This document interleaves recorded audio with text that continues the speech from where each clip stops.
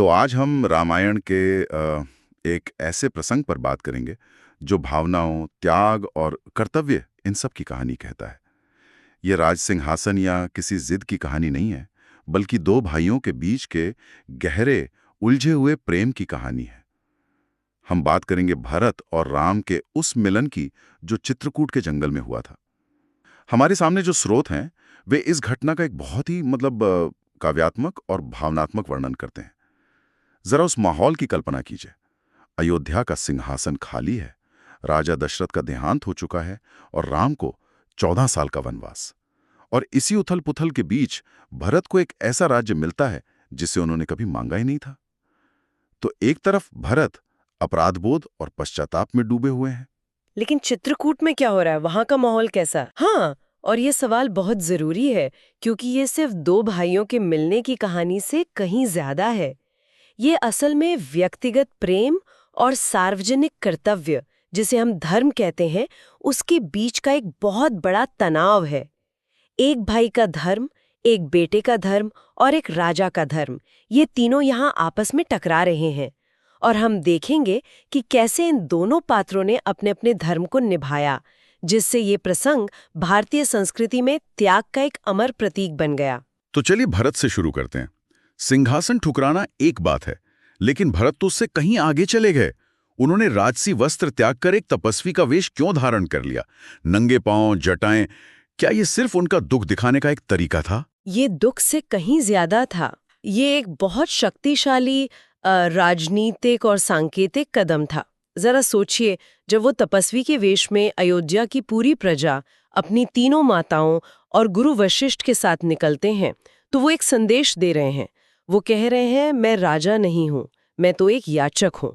मैं उस सिंहासन का हकदार नहीं जो अन्याय से मिला हो। अच्छा। उनका अपराध बोध सिर्फ व्यक्तिगत नहीं है, ये इस बात को लेकर भी है कि राज्य में धर्म की व्यवस्था टूट गई है और वो उसे वापस जोड़ने जा रहे हैं। मतलब ये एक तरह का सार्वजनिक प्रायश्चित था। वो अकेले में शोक नहीं मना रहे थे, बल्कि पूरी प्रजा के सामने अपनी स्थिति साफ कर रहे थे। बिल्कुल। उनका नंगे पांव चलना, जमीन पर सोना, ये सब उस अपराध बोध को दिखाता है। उन्हें लगता है कि उनकी माँ की वजह से उनके प्रिय भाई को जंगल में ऐसी ही कठिनाइयां झेलनी पड़ रही हैं, तो वो खुद को वही कष्ट देकर उस पीड़ा में हिस्सेदार बन रहे हैं। और उनके मन में जो डर था, उनके मन में बस एक ही डर था, जो स्रोत के शब्दों में झलकता है। क्या भैया राम मुझे क्षमा करेंगे? क्या वो मुझे अपनी माँ के कर्मों का भागीदार तो नहीं मानेंगे? ये बहुत मार्मिक है। तो एक तरफ भरत इस मानसिक उथल-पुथल के साथ चित्रकूट की ओर बढ़ रहे हैं। अब दूसरी तरफ का दृश्य देखते हैं। चित्रकूट में क्या हो रहा है? चित्रकूट में माहौल बिल्कुल अलग है, एकदम शांत। वहां राम, सीता और लक्ष्मण वनवासी जीवन को कह सकते हैं कि सहजता से अपना चुके हैं। लेकिन तभी उस शांति में खलल पड़ता है। अचानक जंगल में हजारों घोड़ों और हाथियों की आवाज गूंजने लगती है। धूल का एक विशाल बादल आसमान में छा जाता है। और लक्ष्मण की प्रतिक्रिया? वो तो बहुत स्वाभाविक लगती है। वो एक सैनिक की तरह सोच रहे हैं, सावधान, सतर्क। बिल्कुल। कहानी का ये हिस्सा हमें बताता है कि वो तुरंत एक ऊंची पहाड़ी पर चढ़ते हैं और जैसे ही वो अयोध्या की सेना को देखते हैं, वो गुस्से से भर जाते हैं। और ये उनके चरित्र को भी दिखाता है। पूरे वनवास में लक्ष्मण राम और सीता के रक्षक हैं। उनकी पहली वृत्ति हमेशा सुरक्षा और खतरे का आकलन करना है। उन्हें भरत में एक भाई नहीं, बल्कि अयोध्या की पूरी सेना दिखाई देती है। वो राम से कहते हैं, भैया सावधान, भरत सेना लेकर आ रहे हैं। उन्हें लगा कि वो राज करने के लिए हाँ, वो निष्कंटक राज करने के लिए हमें मारने आए हैं। आज मैं उन्हें युद्ध में नहीं छोड़ूंगा। उनका गुस्सा एक तरह से जायज भी लगता है उस वक्त के हालात को देखते हुए। लेकिन राम की प्रतिक्रिया? यहीं पर दोनों भाइयों की दृष्टि का अंतर साफ दिखता है।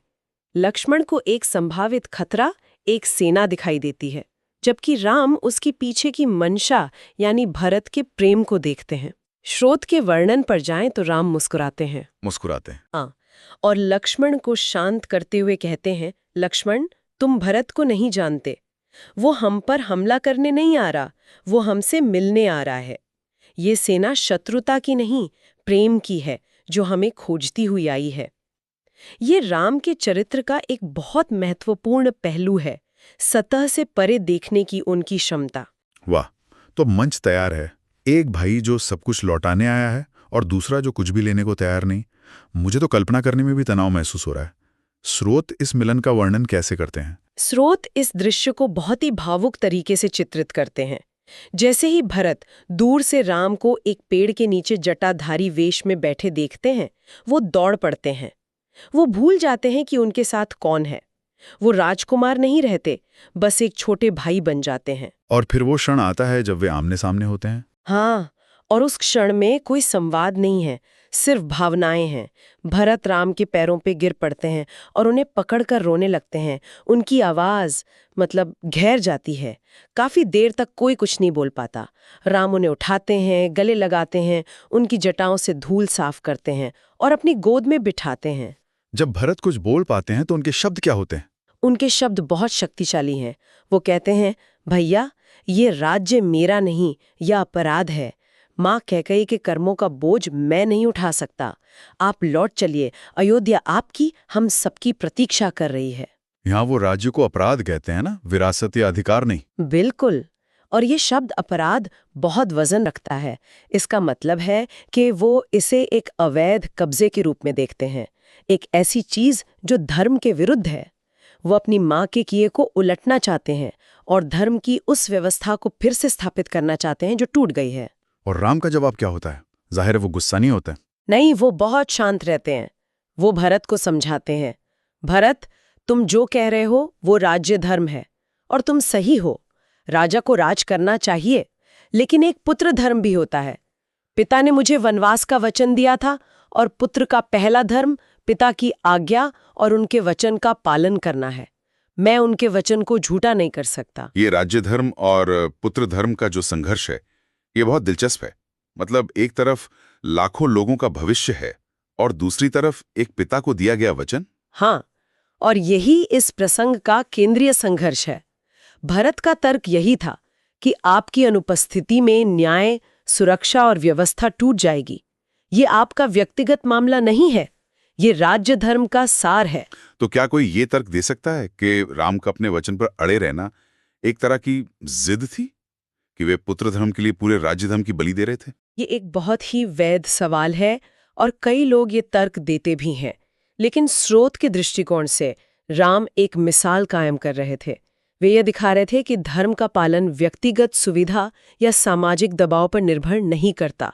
उनका मानना था कि अगर राजा ही अपने वचन का मान नहीं रखेगा तो प्रजा से क्या उम्मीद की जा सकती है। सही बात है। ये एक व्यक्ति के धर्म और एक व्यवस्था के धर्म के बीच का चुनाव था और राम ने व्यक्ति के धर्म को सर्वोच्च माना। तो जब भरत को ये एहसास होता है कि राम किसी भी कीमत पर वापस नहीं लौटेंगे, तब क्या होता है? क्योंकि दोनों ही अपनी अपनी जगह सही हैं और पीछे हटने को तैयार नहीं है। यहीं पर कहानी एक अद्भुत मोड़ लेती है। जब सारे तर्क विफल हो जाते हैं, तब भरत एक ऐसा हल निकालते हैं जिसकी किसी ने कल्पना भी नहीं की होगी। वो रोते हुए कहते हैं, ठीक है भैया, अगर आप नहीं लौटेंगे तो कम से कम अपनी पादुकाएं, खड़ाऊ मुझे दे दीजिए। पादुकाएं? ये तो बहुत ही अजीब मांग है। राजपाट की जगह लकड़ी की खड़ाऊ? हाँ, और इसी मांग में इस कहानी का सार छिपा है। भरत फिर एक घोषणा करते हैं जो इस कहानी को हमेशा के लिए यादगार बना देती है। वो कहते हैं, यदि आप नहीं लौटेंगे तो यह पादुकाएं अयोध्या के सिंहासन पर राज करेंगी। मैं राजा नहीं, केवल इनका सेवक बनकर, इनके प्रतिनिधि के तौर पर राजकाज संभालूंगा। तो क्या ये कहना सही होगा कि ये सिर्फ एक भावुक फैसला नहीं था? दुनिया के इतिहास में जब कोई शासक गद्दी छोड़ता है तो या तो कोई और कब्जा कर लेता है या अराजकता फैल जाती है। यहां तो कुछ बिल्कुल ही अलग हो रहा है। बिल्कुल, और यही इसे असाधारण बनाता है। भरत ने सत्ता को खाली नहीं छोड़ा, उन्होंने सत्ता का केंद्र खुद को बनाने के बजाय एक प्रतीक को बना दिया, राम की पादुकाओं को। ये शासन को व्यक्ति से अलग करके सिद्धांत से जोड़ने जैसा है। वो कह रहे हैं कि शासक मैं नहीं हूँ, शासक तो राम ही है। मैं तो बस उनका एजेंट हूँ, उनका सेवक हूँ जो उनकी अमानत की देखभाल कर रहा है। ये एक असाधारण राजनीतिक और आध्यात्मिक समाधान है। ये तो शासन का एक बिल्कुल ही नया मॉडल है, जहां शासक की अनुपस्थिति में उसका प्रतीक शासन करता है। हाँ, पादुकाएं यहाँ सिर्फ लकड़ी की खड़ाऊ नहीं है, वे राम की वास्तविक और वैध सत्ता का प्रतीक है। भरत ने सिंहासन पर बैठकर खुद को राजा घोषित नहीं किया, बल्कि उन्होंने पादुकाओं को सिंहासन पर रखा और खुद जमीन पर एक मंत्री की तरह बैठे। उन्होंने यह सुनिश्चित किया कि सत्ता का केंद्र हमेशा राम ही रहे, भले वो शारीरिक रूप से वहां मौजूद न हो। इस दृश्य का अंत कैसे होता है? ये सब देखकर राम की क्या प्रतिक्रिया होती है? कहानी का ये हिस्सा बताता है कि राम भी भावुक हो जाते हैं। उनकी आंखों में आंसू आ जाते हैं। वो भरत को गले लगाते हैं और कहते हैं, भरत, तुम सच्चे अर्थों में राजा कहलाने योग्य हो। क्योंकि जिसने स्वेच्छा से इतने बड़े राज्य का त्याग कर दिया, उससे बड़ा त्यागी और कौन हो सकता है? सही बात है। इसके बाद भरत उन पादुकाओं को सम्मान से अपने सिर पर रखते हैं और बिना पीछे मुड़े अयोध्या लौट जाते हैं। ये एक पल की चुप्पी के बाद ये बहुत शक्तिशाली दृश्य है। एक मिलन जो असल में एक विदाई है। बिल्कुल। स्रोत की एक पंक्ति इस क्षण का सार प्रस्तुत करती है, जिसे अगर हम अपने शब्दों में कहें तो यह मिलन वियोग से भरा था, पर धर्म से पूर्ण था। यह पारंपरिक अर्थों में एक सुखद मिलन नहीं था, क्योंकि भाई फिर से अलग हो रहे थे, लेकिन यह सफल था क्योंकि दोनों भाइयों ने अपने अपने तरीके से धर्म को सर्वोच्च रखा। एक ने वचन का धर्म निभाया और दूसरे ने सेवा का धर्म। तो इस पूरी चर्चा से जो मुख्य बातें सामने आती हैं वो साफ हैं। पहली ये कि त्याग ही सबसे बड़ा राज सिंहासन है।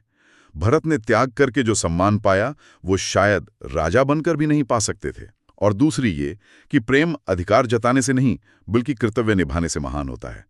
ये सिर्फ एक कहानी नहीं है, बल्कि नेतृत्व, कर्तव्य और प्रेम का एक बहुत गहरा पाठ है। सही कहा। और अंत में सोचने के लिए एक विचार। स्रोत हमें बताते हैं कि भरत ने 14 वर्षों तक राजा की तरह नहीं बल्कि एक सेवक या प्रतिनिधि बनकर शासन किया। ये हमें आज के समय में भी सोचने पर मजबूर करता है। नेतृत्व की असली प्रकृति क्या है? क्या ये पद पर बने रहने और शक्ति का उपयोग करने के बारे में है, या ये किसी सिद्धांत या उच्च आदर्श की सेवा करने के बारे में है, भले ही असल शासक अनुपस्थित क्यों न हो?